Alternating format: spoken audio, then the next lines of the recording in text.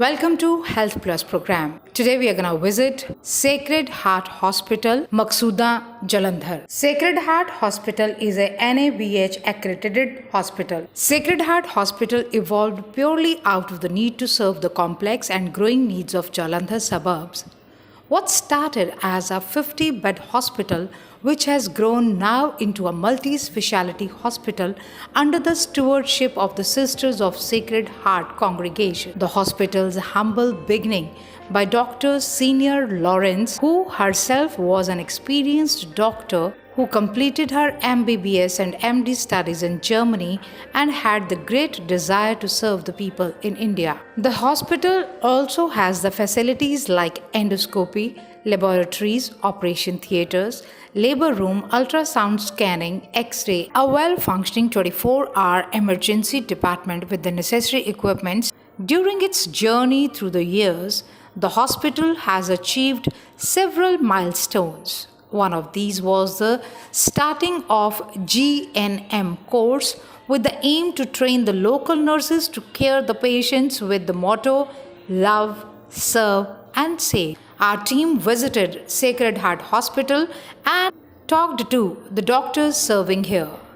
Let's have a look at what the doctors have to say about Sacred Heart Hospital. दर्शकों, health plus programme में आपका स्वागत है। आज हम आए हैं एक ऐसे इंस्टीट्यूट में जो पिछले लंबे समय से सेवा दे रहा है। हमारी मुराद है सेक्रेड हार्ट हॉस्पिटल, जो हार्ट ऑफ जलंधर में स्थित है, और हम बात करने जा रहे हैं यहाँ के एमडी मैडम, यहाँ के डायरेक्टर मैडम, जो सेवाएं यहाँ अपनी दे रहे हैं। मैडम, आपका स्वागत है हमारे स्पेशल शो में। थैंक यू जी।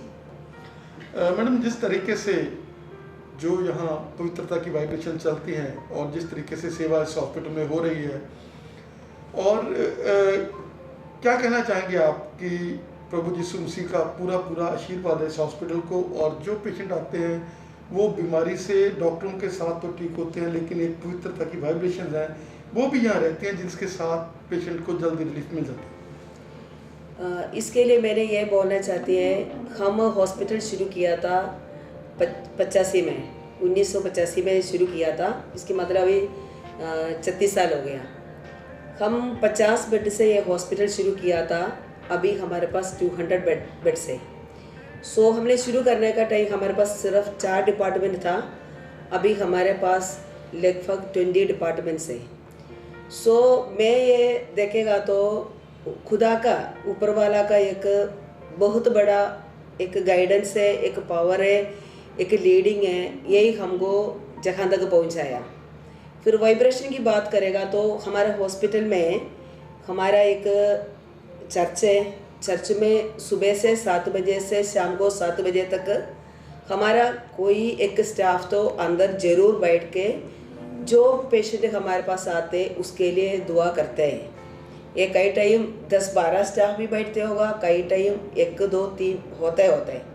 हम भी हमारी काम शुरू करने से पहले वही चर्च में बैठ के 1 घंटे इधर का हमारा पेशेंट के लिए प्रेयर करने के बाद ही हम हमारा ड्यूटी शुरू करते हैं। सो हमारा हर एक स्टेप में हम यही सोच सकता है, खुदा का एक गाइडेंस ज़रूर हम फील करते हैं। कई टाइम बहुत पेशेंट्स मेरे से ऑफिस में आके कई टाइम बोलते हैं, सिस्टर जी इधर अंदर आने का टाइम हम हॉस्पिटल का एक फीलिंग्स नहीं आते, हमको एक खुदा का घर में आने का वो एक वाइब्रेशंस, पॉजिटिव वाइब्रेशंस हमको मिल रहे इधर से।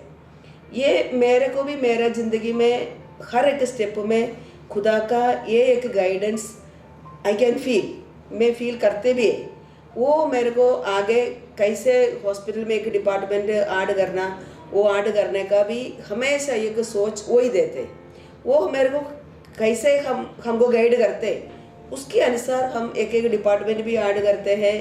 जहाँ हमने कुछ इक्विपमेंट लेना वो भी उनका गाइडेंस से लेते हैं। कोई डॉक्टर का अपॉइंटमेंट देना, वो हमेशा हमारा विश्वास यही है, जीसस ने हमको अच्छा से गाइड करके जो अच्छा डॉक्टर्स को भी दे के देते हैं, स्टाफ को भी दे रहे हैं, हर गाइडेंस हर स्टेप में जीसस हमको करते हैं। एंड सर, क्या क्या फैसिलिटीज़ हैं इस हॉस्पिटल में? मेन जैसे ये एक केंद्र बना हुआ है, हम देख रहे हैं कि हिमाचल से भी पेशेंट आ रहे हैं, हरियाणा से भी पेशेंट आ रहे हैं, पंजाब के पेशेंट्स आ रहे हैं, तो ये heart of the Punjab Himachal का बना हुआ हॉस्पिटल है और बहुत सारे लोग जो हैं बहुत दूर दूर से आकर सेक्रेड हार्ट में आ रहे हैं। जैसे आपने बताया कि इसका जो सफ़र है वो 85 से शुरू हुआ था, 36 ईयर्स में जैसे 100 से 50 से 200 बेड का हॉस्पिटल बन गया। और उसके साथ साथ जो मरीज़ ठीक हुए हैं, जितने यहाँ पर पॉजिटिविटी आ रही है, क्योंकि ये हॉस्पिटल बिल्कुल ऐड से परा है, कोई यहाँ पर ऐड नहीं होता है, कभी हमने इसका बैनर नहीं देखा हुआ कि कहीं पर बैनर लगा हुआ है। लेकिन उसके बावजूद इसका मतलब कि पेशेंट टू पेशेंट फ्लो जैसे सेवा कर रहे हैं हम लोग, डॉक्टर्स हमारे बढ़िया यहाँ सेवाएं उनकी हो रही हैं, तो आगे से आगे उनकी जो है बन रही है चेन, और उसी चेन से ये 50 से 200 बेड बन गया। क्या करते हैं? हम अभी तक हमारा हॉस्पिटल का 36 साल का हिस्ट्री में हम कोई पीआरओ को अभी तक हमने लगाए नहीं। हमारा कोई पीआरओ नहीं है, ना हमने कोई इतना ज़्यादा एडवर्टाइजमेंट का हमारा कोई ये नहीं है। हमारा जो भी है, जो पेशेंट टू पेशेंट जाते हैं, अभी हमारे पास कार्डियक सर्जरी है, कार्डियोलॉजिस्ट है, न्यूरो सर्जरी है, गैस्ट्रोएंट्रोलॉजी का सर्जरी भी है, मेडिसिन भी है, एंड्रोक्राइनोलॉजी है, नेफ्रोलॉजी है, यूरोलॉजी है, न्यूरो सर्जरी, सभी ऑलमोस्ट हमारे पास 10 सुपर स्पेशलिटी डिपार्टमेंट्स है। फिर गायनी है, ऑर्थो है, पीडियाट्रिक्स है, स्किन है, दंदल है, मेडिसिन का 2 डिपार्टमेंट है, और ऑलमोस्ट हमारा ENT है, आई डिपार्टमेंट है। ऑलमोस्ट हर डिपार्टमेंट में 2-2 डॉक्टर्स भी हैं। सो पेशेंट को भी एक डॉक्टर नहीं छुट्टी पर है तो भी ऑलमोस्ट ऑल द डिपार्टमेंट में दूसरा डॉक्टर है, इसलिए पेशेंट को अपना ट्रीटमेंट लेके जा सकता है। सो ये मैंने आपको पहले बोला, it is a gradual growth, धीरे धीरे धीरे धीरे हम डिपार्टमेंट भी, हॉस्पिटल भी ये बढ़ते। अभी हमारे पास साइकेट्रिस्ट का बिना बाकी पूरा डिपार्टमेंट वो चलते रहते हैं। डॉक्टर साहब, कोविड-19 के जो एपिडेमिक था और अभी सेकंड वेव जैसे शुरू हुई है 21 में, हम देख रहे हैं कि ये हॉस्पिटल अपनी सेवाएं, चाहे एमडी मेडिसिन की बात कर लें, चेस्ट डिपार्टमेंट की बात कर लें, तो पूरी मुस्तैदी के साथ अटैच है। और यहाँ वेंटिलेटर्स की बात कर लें, यहाँ आईसीयू की बात कर लें, तो हर जो फैसिलिटी है वो पेशेंट को यहाँ कोविड-19 के एपिडेमिक में पहले भी मिली थी और अब भी आप लोग उसके लिए तैयार हैं। क्या कहना चाहेंगे? कोविड जब शुरू हो गया, डीसी ने हमको बताया आपने कुछ आईसीयू बेड, 8 आईसीयू बेड हमसे पहले पूछा था। वो तो हमने उसी टाइम 8 बेड से हमने शुरू किया। आईसीयू का 8 बेड से थोड़ी देर के बाद में हमको बोला आपने थोड़ा और आईसीयू बेड इंक्रीज़ कर लो। फिर हमें वो 16 कर दिया। फिर डी ऑफिस से हमको फ़ोन आया थोड़ा और बढ़ा दो। अभी हमारे पास 24 आईसीयू का बेड्स है, बाकी करीबन 30-35 बेड से लेवल 2 का, इसकी मतलब ऑक्सीजन है, बाकी सपोर्टरी सिस्टम के साथ जो हम ट्रीटमेंट दे रहे हैं। अभी हमारा कोविड में ट्रीटमेंट के लिए सबसे बड़ी बात यह है हमारे पास पल्मोनोलॉजिस्ट है। तो मेरे ख्याल में पल्मोनोलॉजी का डीएम किया एक ही डॉक्टर जलंधर में, वो डॉक्टर हमारे पास है, डॉक्टर आशुतोष। सो ये भी इधर है। इसलिए क्या होता है, जो ट्रीटमेंट कोविड पेशेंट को सबसे बढ़िया ट्रीटमेंट देने के लिए हमारे पास डॉक्टर है, देन डॉक्टर नितिन है, हमारा फिजिशियन है। ये दोनों मिलके मैक्सिमम पेशेंट्स को वो दोनों मिलके ही हैंडल कर रहे हैं। हमारे पास अभी ऑलमोस्ट 50 से ज़्यादा पेशेंट कोविड का दाखिल है। उसमें करीबन टोटल स्टाफ देखेगा तो 45-50 staff nurses working only in the Covid department. So round the clock हमारे पास एनेस्थेटिस्ट भी है। जो केयर चाहिए वो मैक्सिमम हम दे रहे। ये तो एक आज का एक टाइम का एक नीड है। सो हम जितने हम कर सकता उतना हम उसके लिए डेडिकेटेड टीम काम कर रहे हैं। अभी हमारे पास नियर अबाउट 50-50 पेशेंट्स हैं। जो भी सरकारी सहूलतें हैं जिनके साथ पेशेंट चलते हैं, ECH की बात कर लें, पाइकनेया की बात कर लें, आयुष्मान की बात कर लें, तो यहाँ एक अलग से सेल बने हुए हैं जिसके साथ कि पेशेंट को आकर यहाँ खज्जल ख्वार नहीं होना पड़ता, उसको टेंशन नहीं होती, क्योंकि यहाँ अलग अलग डिपार्टमेंट बने हैं और उन्हीं डिपार्टमेंट से वो विजिट करता है और उसको बिल्कुल ईजिली वो जो चीज़ें हैं वो एप्लीकेबल हो जाती हैं। ECHS का पेशेंट है, ESI का पेशेंट है, RCF का पेशेंट है, वैसे एनवायरनमेंट का बहुत डिपार्टमेंट चलते हैं। वो भी हर एक डिपार्टमेंट का जो अपना अपना कानून के अनुसार जो पेशेंट को हम इधर एक सेल बनाया हुआ है, वो पेशेंट के लिए जो भी डाउट हो, कुछ पूछना हो, और उधर एक रूम नंबर 138 है, वहाँ स्टाफ भी ट्रेंड स्टाफ भी है, जब भी शुरुआत से लेकर अभी तक वही स्टाफ काम कर रहे हैं। वो हमेशा उसका जितने डेडिकेटेड सर्विस गाइडेंस दे सकता वो तो दे रहे। फिर हमारे एक ये है पॉजिटिविटी ये है, हम कभी भी कोई पेशेंट का, ये कैश पेशेंट हो, क्रेडिट पेशेंट हो, ECHS हो, RCF कोई भी हो, हमारी तरफ से कभी हमने कोई डिस्क्रिशन नहीं करते। हम कैश पेशेंट को भी, क्रेडिट पेशेंट को भी, सभी को भी हमारा ट्रीटमेंट भी, खाना रहना पीना हर चीज़ हम एक ही जैसे देते हैं। यह नहीं है क्रेडिट पेशेंट है उससे उसका हमने कुछ सेपरेट ट्रीटमेंट का एक डिफरेंस नहीं करना है।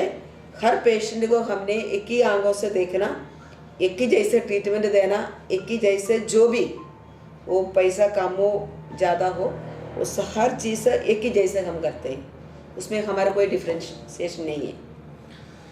मैडम आपका बहुत बहुत धन्यवाद जो आपने हमें आज समय दिया, और हम चाहेंगे कि ऐसे चैरिटी पर्सन जो सेवा कर रहे हैं और भगवान से जैसे वाइब्रेशन पवित्रता की आ रही है, 1 घंटा जैसे आप बता रहे हैं, और सारा दिन जो प्रभु यीशु मसीह का यहाँ पर सेवाएं जो हैं देने के लिए डॉक्टर भी मोटिवेट होते हैं, और पेशेंट्स के लिए भी ये हॉस्पिटल एक बहुत बड़ा काम कर रहा है। आपका हमें समय देने के लिए बहुत बहुत धन्यवाद। थैंक यू सो मच, आपने इतना अपने कीमती टाइम उठा के अभी इधर तक आया, हमारा ये पूरा लेने में आपका भी बहुत बहुत धन्यवाद। मैं गॉड ब्लेस यू। हम आपके लिए भी प्रेयर करते रहेंगी, बाकी सभी दुनिया के लिए। दर्शकों, हेल्थ प्लस प्रो में ਤੁਹਾਡਾ ਸਵਾਗਤ ਹੈ। ਅੱਜ ਅਸੀਂ ਤੁਹਾਨੂੰ ਮਿਲਾਉਣ ਜਾ ਰਹੇ ਹਾਂ ਡਾਕਟਰ ਅਭਿਜੋਤ ਪਰਮਾਰ ਜੀ ਦੇ ਨਾਲ, ਜੋ ਪਿਛਲੇ ਲੰਬੇ ਸਮੇਂ ਤੋਂ ਗੈਸਟ੍ਰੋ ਸਰਜਨ ਔਰ ਗੈਸਟ੍ਰੋ ਦੀਆਂ ਬਿਮਾਰੀਆਂ ਦੇ ਨਾਲ ਗ੍ਰਸਤ ਲੋਕਾਂ ਦਾ ਇਲਾਜ ਕਰ ਰਹੇ ਨੇ, ਔਰ ਹਜ਼ਾਰਾਂ ਦੀ ਗਿਣਤੀ ਦੇ ਵਿੱਚ ਉਹ ਲੋਕ ਜਿਹੜੇ ਕੋਈ ਫੈਟੀ ਲੀਵਰ ਤੋਂ ਸੀਗਾ, ਜਿਨ੍ਹਾਂ ਦਾ ਜਾਂ ਕੋਈ ਹੋਰ ਪ੍ਰੋਬਲਮਸ ਜਾਂ ਕੈਂਸਰ ਦੀਆਂ ਕੋਈ ਪ੍ਰੋਬਲਮ ਸੀਗੀਆਂ, ਉਹਨਾਂ ਨੇ ਲੋਕਾਂ ਨੂੰ ਨਵੀਂ ਜ਼ਿੰਦਗੀ ਦਿੱਤੀ। ਡਾਕਟਰ ਸਾਹਿਬ, ਤੁਹਾਡਾ ਸਵਾਗਤ ਹੈ ਸਾਡੇ ਸਪੈਸ਼ਲ ਸ਼ੋਅ 'ਚ। Thank you. ਡਾਕਟਰ ਸਾਹਿਬ, ਗੈਸਟ੍ਰੋ ਜਿਹੜੀ ਕਿ ਇੱਕ ਬਹੁਤ ਵੱਡੀ ਡਿਪਾਰਟਮੈਂਟ ਹੈ ਜਿਹਦੇ ਵਿੱਚ ਤੁਸੀਂ ਆਪਣੀਆਂ ਸੇਵਾਵਾਂ ਦੇ ਰਹੇ ਹੋ। ਡਾਕਟਰ ਸਾਹਿਬ, ਕੀ ਕਹਿਣਾ ਚਾਹੋਗੇ ਕਿ ਉਹ ਪੁਰਾਣੇ ਜਿਹੜੇ ਸਮੇਂ ਦੇ ਗੈਸਟ੍ਰੋ ਦੇ ਆਪਰੇਸ਼ਨ, ਜਦੋਂ ਸਾਨੂੰ ਢਿੱਡ ਦਾ ਜੇ ਚੀਰ ਫਾੜ ਪੂਰਾ ਕਰਨਾ ਪੈਂਦਾ ਸੀਗਾ, ਔਰ ਅੱਜ ਦੇ ਜਿਹੜੇ ਆਪਰੇਸ਼ਨ ਹੈਗਾ ਜਿਹਦੇ ਵਿੱਚ ਕੀ ਹੋਲ ਸਰਜਰੀਜ਼, ਲੈਪਰੋਸਕੋਪਿਕ ਦੇ ਸਰਜਰੀ ਦੇ ਨਾਲ ਤੁਸੀਂ ਉਹ ਚੀਜ਼ਾਂ ਜਿਹੜੀਆਂ ਬਹੁਤ ਜ਼ਿਆਦਾ ਜਟਲ ਸੀਗੀਆਂ ਉਹਨਾਂ ਨੂੰ ਬਹੁਤ ਸਿੰਪਲ ਕਰ ਦਿੱਤਾ ਹੈਗਾ, ਔਰ ਪੇਸ਼ੈਂਟ ਦਾ ਜਿਹੜਾ ਸਟੇ ਹੈਗਾ ਹਸਪੀਟਲ 'ਚ ਉਹ ਵੀ ਬਹੁਤ ਘੱਟ ਗਿਆ। ਕੀ ਕਹਿਣਾ ਚਾਹੋਗੇ? ਸਿੰਪਲ ਤਾਂ ਨਹੀਂ ਮੈਂ ਕਹੂੰਗਾ ਕਿ ਸਿੰਪਲ ਕਰਤਾ ਹੋਇਆ, ਇਹ ਹੈ ਕਿ ਮਰੀਜ਼ ਵਾਲੇ ਪਾਸੋਂ ਉਹਨਾਂ ਨੂੰ ਸਿੰਪਲ ਲੱਗਦਾ, ਆਪਰੇਸ਼ਨ ਤਾਂ ਉਨਾ ਹੀ ਡਿਫਿਕਲਟ ਰਹਿੰਦਾ।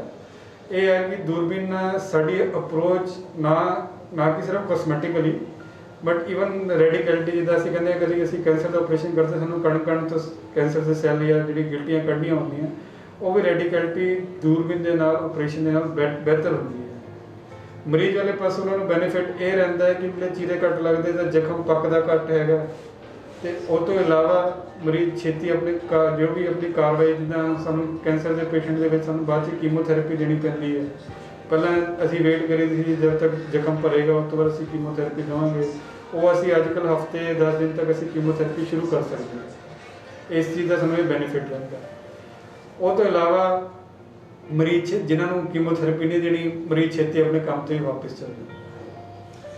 ਡਾਕਟਰ ਸਾਹਿਬ, ਉਹਦੇ ਨਾਲ ਜਿੱਦਾਂ ਬ੍ਰੈਟਿਕ ਸਰਜਰੀ ਦੀ ਆਪਾਂ ਗੱਲ ਕਰੀਏ, ਜਿਹੜੇ ਕਿ ਲੋਕਾਂ ਨੂੰ ਲੱਗਦਾ ਕਿ ਬ੍ਰੈਟਿਕ ਸਰਜਰੀ ਪਤਾ ਨਹੀਂ ਢਿੱਡ ਪਾੜ ਕੇ ਉਹਦੇ ਵਿੱਚੋਂ ਕੋਈ ਚੀਜ਼ਾਂ ਕੱਢਣਗੇ, ਕੀ ਕਹਿਣਾ ਚਾਹੋਗੇ ਕਿ ਬ੍ਰੈਟਿਕ ਸਰਜਰੀ ਵੀ ਅੱਜ ਕੱਲ੍ਹ ਕੀ ਹੋਰ ਸਰਜਰੀ ਦੀ ਤਰ੍ਹਾਂ ਹੀ ਕਰ ਰਹੇ ਹੋ, ਔਰ ਉਹਦੇ ਨਾਲ ਜਿਹੜੇ ਮੋਟਾਪੇ ਤੋਂ ਗ੍ਰਸਤ ਲੋਕ ਆ, ਜਿਹੜੇ ਲੋਕ ਹੁਣ ਐਕਸਰਸਾਈਜ਼ ਵੀ ਨਹੀਂ ਕਰ ਸਕਦੇ, ਕਿਸੇ ਤਰ੍ਹਾਂ ਦਾ ਉਹਨਾਂ ਕੋਲ ਪ੍ਰੋਸੀਜਰ ਵੀ ਨਹੀਂ ਹੋ ਸਕਦਾ, ਉਹ ਲੋਕ ਵੀ ਨਵੀਂ ਜ਼ਿੰਦਗੀ ਪਾ ਸਕਦੇ ਆ, ਕਿਉਂਕਿ ਮੋਟਾਪਾ ਇੱਕ ਬਹੁਤ ਵੱਡਾ ਅਭਿਸ਼ਾਪ ਹੈ। ਬ੍ਰੈਟਿਕ ਸਰਜਰੀ ਵਾਸਤੇ ਮੈਂ ਕਹਿਣਾ ਚਾਹੂੰਗਾ ਕਿ ਬ੍ਰੈਟਿਕ ਸਰਜਰੀ ਅੱਜ ਕੱਲ੍ਹ ਲੋਕੀ ਆਪਣੇ ਆਪ ਆ ਕੇ ਸਾਨੂੰ ਕਹਿੰਦੇ ਕਿ ਸਾਨੂੰ ਬ੍ਰੈਟਿਕ ਸਰਜਰੀ ਕਰਾਉਣੀ ਹੈ। ਮੇਰੀ ਉਹਨਾਂ ਲਈ ਇਹ ਸਲਾਹ ਰਹੇਗੀ ਕਿ ਬ੍ਰੈਟਿਕ ਸਰਜਰੀ ਲਈ ਪਹਿਲਾਂ ਤੁਸੀਂ ਆਪਣੇ ਆਪ ਪ੍ਰੋਪਰਲੀ ਮੋਟੀਵੇਟਡ ਹੋਣੇ ਚਾਹੀਦੇ। ਮੋਟੀਵੇਟਡ ਇਨ ਦੀ ਸੈਂਸ ਬ੍ਰੈਟਿਕ ਸਰਜਰੀ ਸਿਰਫ ਇੱਕ ਪਾਰਟ ਐਂਡ ਪਾਰਸਲ ਆ। ਉਹ 'ਚ ਅਸੀਂ ਕੀ ਕਰੀਦਾ ਹੈ ਕਿ ਅੰਦਰੋਂ ਥੋੜ੍ਹਾ ਜਿਹੜਾ ਰਸਤਾ ਛੋਟਾ ਕਰ ਦਿੱਤਾ, ਜਿਹੜਾ ਰਸਤੇ ਵਿੱਚ ਪੇਟ ਹੈਗਾ ਉਹਦਾ ਸਾਈਜ਼ ਘਟਾ ਦਈਦਾ, ਜਾਂ ਅਸੀਂ ਆਂਤੜੀ ਬਾਈਪਾਸ ਕਰ ਦਈਦੀ ਹੈ। ਜਿਨ੍ਹਾਂ ਮਰੀਜ਼ ਜੋ ਖਾਂਦਾ ਸਰੀਰ ਨੂੰ ਲੱਗਦਾ ਘੱਟ ਆ, ਥੱਲੇ ਜ਼ਿਆਦਾ ਨਿਕਲ ਜਾਂਦਾ, ਅਤੇ ਇਸ ਨਾਲ ਮਰੀਜ਼ ਓਵਰ ਅ ਪੀਰੀਅਡ ਆਫ 6 ਮਹੀਨੇ ਸਾਲ ਤੱਕ ਆਪਣਾ ਭਾਰ ਘਟਾਉਂਦਾ ਅਤੇ ਆਪਣੇ ਨਾਰਮਲ ਵੇਟ 'ਤੇ ਵਾਪਸ ਆਉਂਦਾ। ਬਟ ਇਕੱਲੀ ਸਰਜਰੀ ਹੀ ਉਹਦੇ ਨਾਲ ਪੂਰੀ ਤਰ੍ਹਾਂ ਕੰਮ ਨਹੀਂ ਕਰਦੀ ਜਦ ਤੱਕ ਮਰੀਜ਼ ਖੁਦ ਮੋਟੀਵੇਟਡ ਨਾ ਹੋਵੇ। ਜਿਨ੍ਹਾਂ ਲੋਕਾਂ ਨੂੰ ਬਾਰ-ਬਾਰ ਚੱਬਣ ਦੀ ਆਦਤ ਹੈ ਕਿ ਨਹੀਂ ਮੈਂ ਕੁਝ ਖਾਣਾ ਹੀ ਆ, ਉਹਨਾਂ ਨੇ ਤੁਸੀਂ ਸਰਜਰੀ ਕਰ ਦਿਓ, ਬਾਈਪਾਸ ਕਰ ਦਿਓ, ਇਨ ਦੀ ਐਂਡ ਆਫ ਦੀ ਡੇ ਉਹਨਾਂ ਦਾ ਫਿਰ ਦੁਬਾਰਾ ਭਾਰ ਵੱਧ ਸਕਦਾ। ਇਸ ਕਰਕੇ ਪੇਸ਼ੈਂਟ ਖੁਦ ਜਦ ਮੋਟੀਵੇਟਡ ਹੁੰਦਾ ਉਸ ਤੋਂ ਬਾਅਦ ਹੀ ਅਸੀਂ ਬੈਰੀਟ੍ਰਿਕ ਸਰਜਰੀ ਕਰਾਂਗੇ। ਪਰਸਨਲੀ ਸਾਡੇ ਕੋਲ ਕੋਈ ਮਰੀਜ਼ ਬੈਰੀਟ੍ਰਿਕ ਸਰਜਰੀ ਕਰਾਉਣ ਲਈ ਆਉਂਦਾ, ਅਸੀਂ ਕਦੇ ਵੀ ਸਿੱਧਾ ਉਹਨਾਂ ਦਾ ਆਪਰੇਸ਼ਨ ਨਹੀਂ ਕਰੀਦਾ। ਪਹਿਲਾਂ ਘੱਟੋ ਘੱਟ ਅਸੀਂ ਉਹਨਾਂ ਨੂੰ 1 ਮਹੀਨਾ ਦੇਖੀਦਾ ਕਿ ਉਹ ਕਿੰਨੇ ਕੁ ਮੋਟੀਵੇਟਡ ਹੈ, ਉਹਨਾਂ ਨੂੰ ਪ੍ਰੋਪਰ ਡਾਈਟ ਪਲਾਨ ਤਾਂ ਅਸੀਂ ਪਾਈਦਾ। ਜਦ ਲੱਗਦਾ ਕਿ ਸਾਨੂੰ ਮਰੀਜ਼ ਕਿ ਪ੍ਰੋਪਰ ਡਾਈਟ ਪਲਾਨ ਫੋਲੋ ਕਰ ਸਕਦਾ, ਫਿਰ ਅਸੀਂ ਉਹਨਾਂ ਨੂੰ ਆਪਰੇਸ਼ਨ ਵਾਸਤੇ ਸੁਜੈਸਟ ਕਰਾਂਗੇ। ਤਾਂ ਅਗਰ ਆਪਾਂ ਗੱਲ ਕਰ ਲਈਏ ਇਹਦੇ ਨਾਲ ਗੈਸਟ੍ਰਿਕ ਬਾਈਪਾਸ ਸਰਜਰੀ ਦੇ ਨਾਲ, ਜਿਸ ਤਰੀਕੇ ਦੇ ਨਾਲ ਲੋਕਾਂ ਦੇ ਗੋਡੇ ਜਿਹੜੇ ਬਦਲਨੇ ਹੈਗੇ ਆ, ਕਿਉਂਕਿ ਭਾਰ ਤਾਂ ਸਾਰਾ ਗੋਡਿਆਂ ਤੇ ਪੈਂਦਾ, ਉਹ ਹੋ ਗਿਆ। ਸ਼ੂਗਰ ਜੀਨੋਟਾਈਪ 2 ਜਿਹੜੀ ਹੈਗੀ ਆ ਉਹਦੇ ਤੇ ਇਫੈਕਟ ਕਾਫੀ ਹੁੰਦਾ। ਮਤਲਬ ਇੱਕ ਬਰੈਟਿਕ ਸਰਜਰੀ ਹੈ ਜਿਹੜੀ, ਉਹਦੇ ਨਾਲ ਕੱਲੀ ਬਰੈਟਿਕ ਸਰਜਰੀ ਨਹੀਂ, ਹਾਰਟ ਦੀਆਂ ਵੀ, ਬਲੱਡ ਪ੍ਰੈਸ਼ਰ ਤੇ ਵੀ ਕੰਟਰੋਲ ਹੋਣਾ ਸ਼ੁਰੂ ਹੋ ਜਾਂਦਾ। ਮਤਲਬ ਬਰੈਟਿਕ ਸਰਜਰੀ ਜਿਹੜੀ ਹੈਗੀ ਆ ਇੱਕ ਮਲਟੀਪਲ ਸਰਜਰੀ ਦੀ ਤਰ੍ਹਾਂ ਕੰਮ ਕਰਦੀ ਹੈ।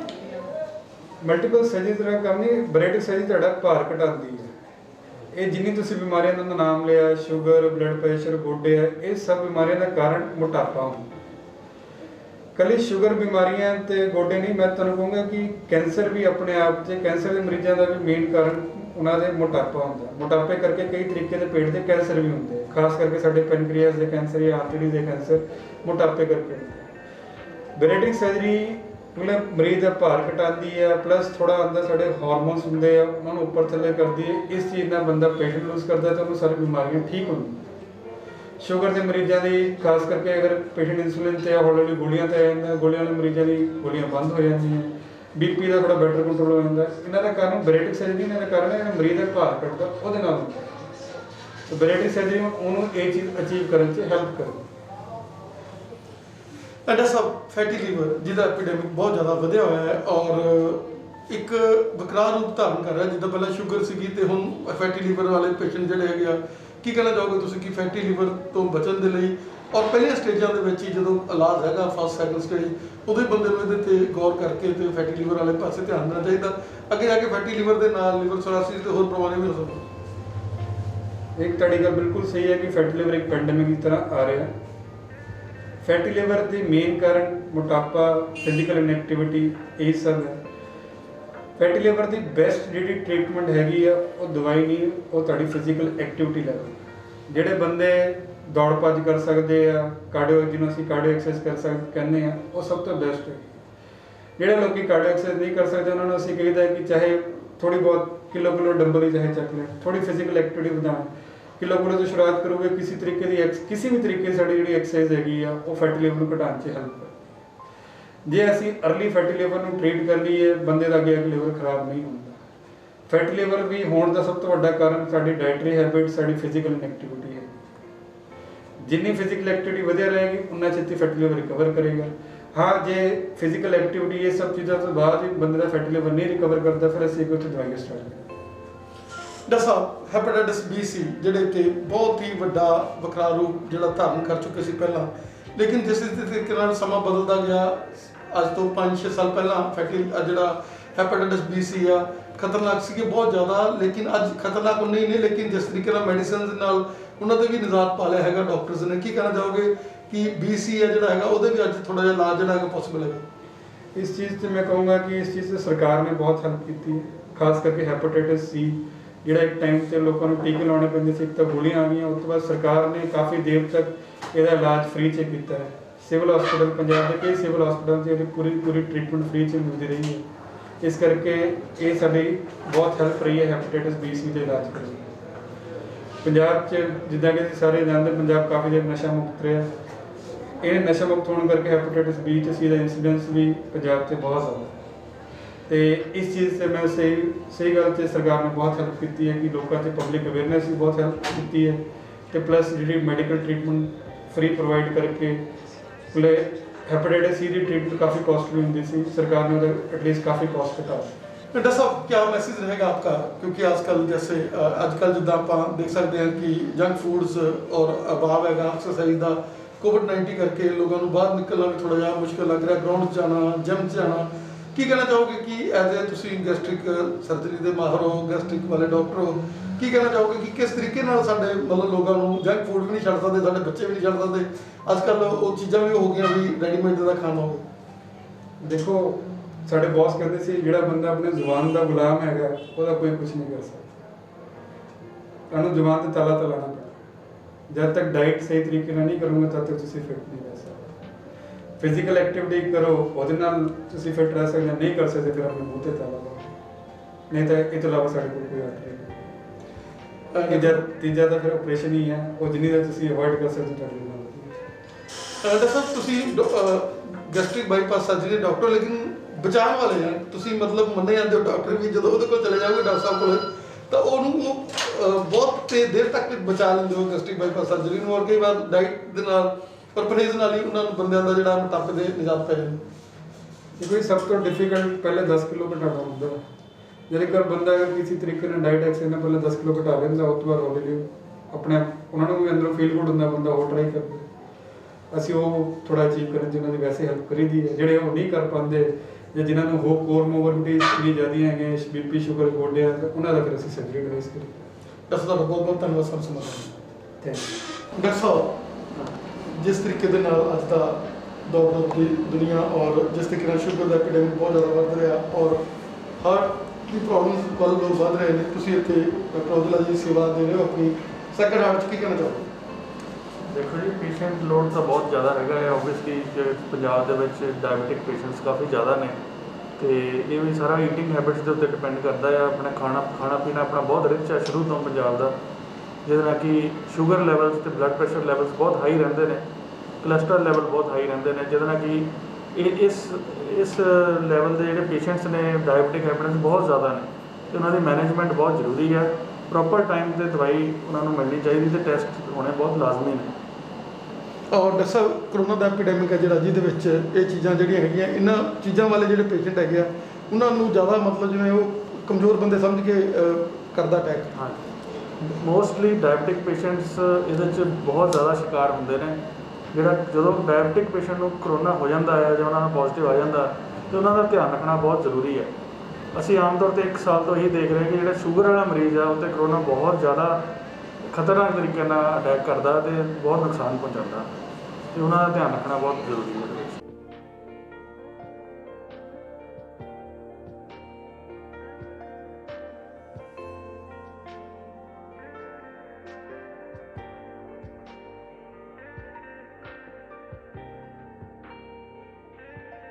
डॉक्टर साहब एंडोक्राइन में क्या क्या सेवाएं सेक्रेड हार्ट में आप दे रहे हैं? मुझे सेक्रेड हार्ट में काम करते हुए लगभग 5 साल हो गए हैं। मैं एक एंडोक्राइनलिस्ट हूँ। एंडोक्राइनजी का मतलब है हार्मोन्स की समस्या है। इसमें सबसे मेन बीमारी आती है शुगर की। शुगर की जो प्रॉब्लम होती है वो इंसुलिन हार्मोन की कमी की वजह से होती है, इसलिए कि हार्मोन संबंधित बीमारी होती है। तो ज़्यादातर मेरे मरीज जो होते हैं यहाँ पे शुगर के होते हैं। इसके अलावा और हार्मोन प्रॉब्लम जैसे थायराइड की, पीरियड्स की प्रॉब्लम लेडीज़ में होती हैं, बाकी ग्रंथियों की प्रॉब्लम जैसे एड्रिनल ग्लैंड या पिट्यूटरी ग्लैंड, उनकी समस्याएं भी हम जो है लगभग रोज़ यहाँ पे देखते हैं। जैसे PCOD जिसका एपिडेमिक बहुत ज़्यादा बढ़ रहा है, और क्या कहना चाहिए, कई बार ये इन्फर्टिलिटी का भी कारण ये PCOD बन जाती हैं और आजकल इसका एपिडेमिक बहुत ज़्यादा बढ़ रहा है। देखिए, PCOD की प्रॉब्लम में हमारे पास पेशेंट्स काफ़ी सारे आते हैं यहाँ पे, और ये मुख्यतः 15 से लेकर के 45 साल की एज ग्रुप में लेडीज़ में होती है। लगभग इस उम्र की 5% लेडीज़ को, यानी कि हर 20 में से एक लेडीज़ को ये प्रॉब्लम होती है। PCOD का मतलब है उनको पीरियड्स इरेगुलर हो जाते हैं, और जैसा आप कह रहे हैं कि बाद में उनको फर्टिलेटेड यानी कि बच्चा होने की प्रॉब्लम भी रहती है। ऐसे में इलाज में मुख्य तरह से हम इनको हार्मोन से ट्रीट करते हैं। इनके पहले टेस्ट किए जाते हैं, उसके बाद हार्मोन से इनका ट्रीटमेंट किया जाता है। जब शादी होने के बाद बच्चा चाहते हैं तो उसमें ट्रीटमेंट के लिए हमें गायनेकोलॉजिस्ट को भी साथ में इन्वॉल्व करना पड़ता है, लेकिन दवाइयों के साथ इसमें काफ़ी फर्क और आराम रहता है, और प्रेगनेंसी भी दवाइयों के साथ पॉसिबल है। थायराइड जिसका एपिडेमिक और भी ज़्यादा बढ़ा हुआ है, और आजकल कई लोग सूख रहे हैं, कई लोग मोटे हो रहे हैं, और उनको पता भी नहीं चलता मतलब क्या कारण है, और वो बहुत लेट स्टेज पता चलता है कि we are infected with thyroid. जहाँ तक थायराइड समस्या की बात है, मुख्यतः 2 तरह की थायराइड समस्याएं होती हैं। एक होती है कम हार्मोन बनना, एक होती है अधिक हार्मोन बनना। जो मोटापे से संबंधित है उसमें कम हार्मोन बनते हैं, और जिसमें आदमी ज़रूरत से ज़्यादा पतला हो जाता है, वजन गिर जाता है, घबराहट होती है, उसमें ज़रूरत से ज़्यादा हार्मोन बनते हैं। इसमें जो पहले कम हार्मोन की जो समस्या है हाइपोथायराइडिज्म, वो मेनली पहले आयोडीन की कमी की वजह से होती थी, लेकिन आजकल ये एंटीबॉडीज़ की वजह से होती है। शरीर के अंदर एंटीबॉडीज बनते हैं जो हार्मोन बनना कम कर देते हैं। वैसे ही अधिक हार्मोन की समस्या कई बार गांठ की वजह से भी संबंधित हो सकती है। इसमें काफ़ी बार तो दवाइयों से इलाज पॉसिबल है, लेकिन कई बार इसमें ऑपरेशन भी करना पड़ता है। डॉक्टर आपका धन्यवाद, आपने मुझे thank you. Madam sacred heart hospital ਦੇ ਵਿੱਚ ਤੁਸੀਂ ਅੱਜ ਡਾਈਟੀਸ਼ੀਅਨ ਆਪਣੀਆਂ ਸੇਵਾਵਾਂ ਦੇ ਰਹੇ ਹੋ, ਕੀ ਕਹਿਣਾ ਚਾਹੋਗੇ ਕਿ ਅੱਜ ਡਾਈਟੀਸ਼ੀਅਨ ਦਾ ਜਿਹੜਾ ਰੋਲ ਹੈ ਡਾਈਟੀਸ਼ੀਅਨ ਦਾ ਉਹ ਡਾਕਟਰਾਂ ਨਾਲੋਂ ਵੀ ਜ਼ਿਆਦਾ ਹੈਗਾ, ਕੀ ਕਹਿਣਾ ਚਾਹੋਗੇ? ਹਾਂਜੀ ਸਰ, ਬਿਲਕੁਲ ਜਿਹੜਾ ਹੈਗਾ ਡਾਈਟੀਸ਼ੀਅਨ ਦਾ ਰੋਲ ਓਬਵੀਅਸਲੀ ਹੈਗਾ ਆ, ਠੀਕ ਹੈ। ਅਗਰ ਤੁਸੀਂ ਸੁਣਿਆ ਹੋਣਾ ਕਿ ਅਗਰ ਜਿਹੜੀ ਹੈਗੀ ਤੁਹਾਡੀ ਡਾਈਟ ਕਰੈਕਟ ਹੈ, ਠੀਕ ਹੈ, ਤੇ ਤੁਹਾਡੀ ਮੈਡੀਸਿਨ ਜਿਹੜੀ ਹੈਗੀ ਆ ਉਹ ਚੰਗੀ ਤਰ੍ਹਾਂ ਵਰਕ ਕਰ ਰਹੀ ਹੈ, ਠੀਕ ਹੈ, ਤੇ ਤੁਸੀਂ ਅਗਰ ਬਿਲਕੁਲ ਹੀ ਆਪਣਾ ਧਿਆਨ ਬਿਲਕੁਲ ਵਧੀਆ ਤਰੀਕੇ ਨਾਲ ਰੱਖੋ, ਤੁਹਾਨੂੰ ਮੈਡੀਸਿਨ ਦੀ ਜਿਹੜੀ ਹੈਗੀ ਲੋੜ ਹੀ ਨਹੀਂ ਪੈਂਦੀ, ਠੀਕ ਹੈ। ਤੇ ਜਿਹੜਾ ਹੈਗਾ ਆ ਡਾਈਟ ਜਿਹੜੀ ਹੈਗੀ ਆ ਸਾਰਿਆਂ ਨੂੰ ਫੋਲੋ ਕਰਨੀ ਚਾਹੀਦੀ ਹੈ, ਰਾਈਟ। डाइटिशियन का मतलब डाइट का मतलब यही नहीं है कि आपने कम खाना है, डाइटिंग करनी है, क्या कहना चाहेंगे एज ए डाइटिशियन आप?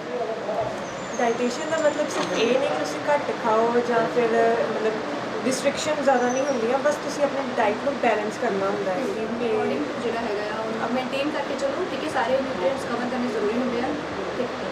डॉक्टर साहब एज ए एमडी मेडिसिन जो आप सेवाएं दे रहे हैं सैक्रेड हार्ट में, क्या कहना चाहेंगे? हम यहाँ पे सारी तरह की मेडिकल सुविधाएं दे रहे हैं, जैसे शुगर, ब्लड प्रेशर की ट्रीटमेंट, छाती के रोगों की ट्रीटमेंट, कोविड के पेशेंट्स हम लोग ट्रीट कर रहे हैं यहाँ पे, हर तरह के बुखार की ट्रीटमेंट दे रहे हैं, गठिए के मरीजों को भी मेडिसिन डिपार्टमेंट वाले काफ़ी हद तक देख रहे हैं। तो इस तरह की सारी सुविधाएँ यहाँ पे उपलब्ध हैं।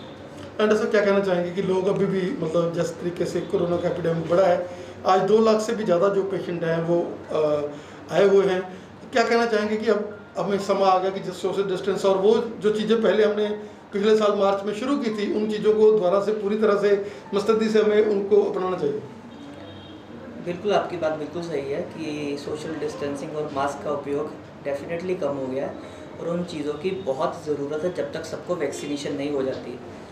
अल्टीमेटली ये रुकेगा तो वैक्सीनेशन से ही, पर जब तक सब लोग वैक्सीनेट नहीं हो पाते तब तक हमें सोशल डिस्टेंसिंग और मास्क प्रॉपरली फॉलो करना चाहिए, ठीक है। और जो भी 45 से अबव वाले लोग हैं जल्द से जल्द अपनी वैक्सीनेशन करवाएं ताकि ये सारा पैंडेमिक हम कंट्रोल कर सकें। टेक्निक जी, जैसे जैसे शुगर, हार्ट अटैक इनका एपिडेमिक बढ़ता जा रहा है, वैसे वैसे ही किडनी के ऊपर इफेक्ट का बहुत ज़्यादा हो रहा है, और क्या कहना चाहेंगे कि आप यहाँ नेफ्रोलॉजी डिपार्टमेंट में सेवाएं दे रहे हैं सैक्रेड हार्ट में, एक ऐसा हॉस्पिटल जो मोहरी हॉस्पिटल है सेवाओं में, क्या कहना चाहेंगे? मरीजों को सबसे पहले अपना ध्यान रखना चाहिए कि शुगर जो है वो कंट्रोल करें। शुगर जो है यदि इनिशियल स्टेजेस में कंट्रोल की जाए तो किडनी की जो बीमारियां हैं उसको कहीं ना कहीं हम एक लेवल पे रोक सकते हैं, क्योंकि हमें पहले पता होना चाहिए कि शुगर की बीमारियों के क्या लक्षण हैं। कभी जैसे शुगर की बीमारी इनिशियल स्टेजेस में क्या होता है कि शुगर जब बढ़ जाती है तो उन्हें प्यास बहुत ज़्यादा लगती है, भूख बहुत ज़्यादा लगती है और बार बार पेशाब करने जाना पड़ता है, तो इससे पहले पता चलता है कि शुगर की बीमारी बढ़ रही है। तो उसके लिए हमेशा चाहिए कि सबसे पहले नेफ्रोलॉजी कंसल्टेशन जरूर ली जाए। तो नेफ्रोलॉजी कंसल्टेशन इसलिए ज़रूरी है क्योंकि हम यदि इनिशियल स्टेज में शुगर को कंट्रोल कर सकेंगे तो आगे किडनी की जो बीमारियाँ हैं वो किसी एक लेवल पे हम थोड़ा सा उसको स्पीड ऑफ प्रोग्रेशन है उसको थोड़ा सा हार्ड कर सकते हैं। शुगर की बीमारी के लिए जो किडनी के जो महत्वपूर्ण टेस्ट हैं वो होते हैं, जैसे प्रोटीन आ रहा है पेशाब में, तो इस चीज़ को हमें सबसे पहले जब पेशाब में प्रोटीन आना, मुंह में स्वेलिंग होना, पैरों में स्वेलिंग होना, ये सब चीज़ें जब लक्षण शुरू हो जाएं तो आप जल्दी से जल्दी जो है नेफ्रोलॉजी की कंसल्टेशन लेनी चाहिए, क्योंकि ये चीज़ किडनी की बीमारी के शुरुआती लक्षण हो सकते हैं। डॉक्टर साहब, अगर मरीज को डायलिसिस के लिए जब हम लोग बोलते हैं और वो लोग उसमें भी डिले कर लेते हैं, क्या कहना चाहेंगे कि डायलिसिस भी आजकल बिल्कुल सिंपल प्रोसीजर है और उसमें लोग 20-20 साल 25-25 साल जो है सर्वाइवल रेट है उसका, वो बात नहीं है कि जब डायलिसिस होना शुरू हो गया और बंदा गया, ऐसी बात नहीं है। जैसे जैसे विज्ञान ने तरक्की की है, जैसे जैसे मशीनरी नहीं आई है, क्या करेंगे? देखो, डायलिसिस से अफवाहें ज़्यादा हैं। डायलिसिस को ये नहीं समझना चाहिए कि डायलिसिस से हमारे साथ ये हो जाएगा या वो हो जाएगा। डायलिसिस एक तरह की एक मोडेलिटी ऑफ ट्रीटमेंट है जो बेसिकली शरीर के टॉक्सिक प्रोडक्ट्स को निकालती है। अब जैसे कि हमारी किडनीज जो हैं वो 24 आवर्स वर्क कर रही हैं, तो पूरे शरीर में जब जो टॉक्सिक सब्सटेंसेस है उसको किसी न किसी ढंग से वो अपने फिल्टर की वे में निकाल रही है। अब जब किडनी नहीं काम कर रही है तो हमें कहीं ना कहीं तो उस टॉक्सिक सब्सटेंसेस को निकालना पड़ेगा। तो उसके टॉक्सिक सब्सटेंसेस को निकालने के लिए हमें किसी न किसी ढंग से फिल्टर करना पड़ेगा, जिसे हम रीनल रिप्लेसमेंट थेरेपी बोलते हैं। जो कोरोना का एपिडेमिक है और आप पल्मोनरी वाले डॉक्टर्स, एमडी मेडिसिन जिस तरीके से लोगों के साथ सेवाएं में लगे हुए हैं, और ये हॉस्पिटल ये तो सोने पे सुहागे वाली बात है कि एक तो सेक्रेड हार्ट नाम वैसा सेवा वाला और एक डॉक्टर आशुतोष तिलोका जिन्होंने सारी जिंदगी सेवा की है, क्या कहना चाहेंगे कि कोरोना के एपिडेमिक में जब बहुत ज़्यादा जो चीज़ें रिवर्स हो रही हैं, लोगों को श्वास से चढ़ रहे हैं, पल्मोनरी के पेशेंट्स बढ़ रहे हैं, क्या कहना चाहेंगे? नहीं, ये तो देखिए अभी जग जाहिर है कि भाई कोविड का पेंडेमिक पूरी दुनिया के अंदर है ही, है ना, और इंडिया में अभी सेकंड वेव चल रही है ना। तो डॉक्टर्स तो सब अपना जो भी मेडिकल साइंस के अंदर में जितनी रिसर्च है उसके अनुसार हॉस्पिटल्स तो सभी अपना तरफ से कर ही रहे हैं। बट जो सबसे ज़्यादा चीज़ ज़रूरत है मुझे जो लगता है कि वो है कि हमारी आम जनता को अभी इस समय प्रिकॉशन लेने की बहुत ज़्यादा ज़रूरत है। एक तो सबसे बड़ी बात है कि इस समय गवर्नमेंट वैक्सीनेशंस कर रही है, फ्री ऑफ कॉस्ट कर रही है, लेकिन उसके अंदर में भी काफ़ी लोगों को बड़ी झिझक है वैक्सीन को लेकर के। अब बाहर से यूरोप से अमेरिका से कुछ रिसर्च आती है कि किसी के अंदर में क्लॉट हो गया। अभी लाखों आदमियों में अगर एक आदमी को क्लॉट हो भी जाए उसके वर्सेज अगर आप कोविड का रिस्क कंपेयर करें, है ना, तो छोटी छोटी चीज़ों पे न्यूज़ पे इन चीज़ों पे ध्यान ना दे करके सरकार की हिदायत मानते हुए सभी लोगों को वैक्सीन लगवानी चाहिए और जो भी कोविड प्रिवेंशन है वो करना चाहिए। डॉक्टर साहब, जैसे कहते हैं कि कोविड का और पल्मोनरी का घी खिचड़ी का रिश्ता है, और जो कोविड वाले पेशेंट है थोड़ा सा सीरियस होने की तरफ जाते हैं तो पल्मोनरी लंग्स के ऊपर वो बहुत बुरी तरह से भारी पड़ता है, क्या कहना चाहेंगे?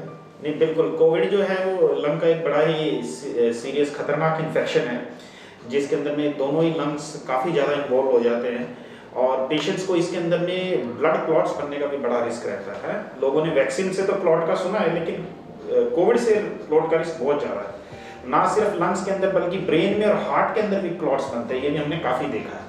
और पेशेंट्स को ऑक्सीजन की बहुत ज़्यादा जरूरत पड़ती है, जिसके करके कई कई स्टेट्स में ऑक्सीजन की सप्लाई के ऊपर भी फर्क पड़ रहा है। तो ये काफ़ी एक खतरनाक बीमारी है और पेशेंट इसमें दूसरे निमोनियाज के कंपैरेटिवली जो ठीक भी होते हैं पेशेंट वो भी बड़े स्लोली ठीक होते हैं, काफ़ी टाइम लगता है उनको। तो ये बिल्कुल हेल्थ केयर के ऊपर एक बहुत बड़ा बर्डन है जो हम सब अभी फेस कर रहे हैं। डॉक्टर धनखड़ जी, क्या कहना चाहेंगे? अगर हो भी जाए कोविड, पैनिक नहीं होना चाहिए, और ऐसी स्थिति में अगर चलो कोई प्रॉब्लम आती भी है, थोड़ा बढ़ती भी है प्रॉब्लम, तो हमें बिल्कुल इजीली होकर और बिना किसी वहमों के, क्योंकि आजकल जो बंदे के मन में है ना बहुत सारे डाउट्स हैं, पेशेंट्स ने पाल रखे हैं कि पता नहीं क्या हो जाएगा, पता नहीं ये लोग क्या कर रहे हैं, क्या कहना चाहेंगे कि अगर आपकी कंडीशन वैसी वर्स में जा रही है तो you should brief your doctor?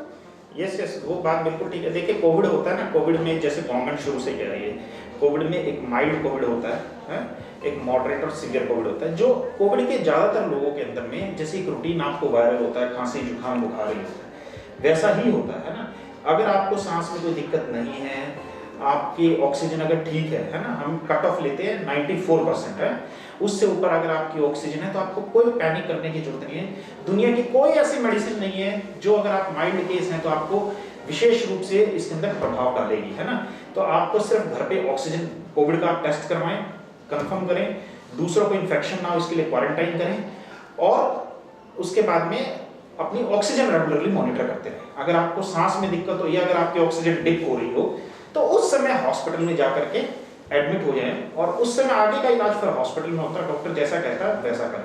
अभी हम क्या देखते हैं, दो तरीके के लोग देखते हैं।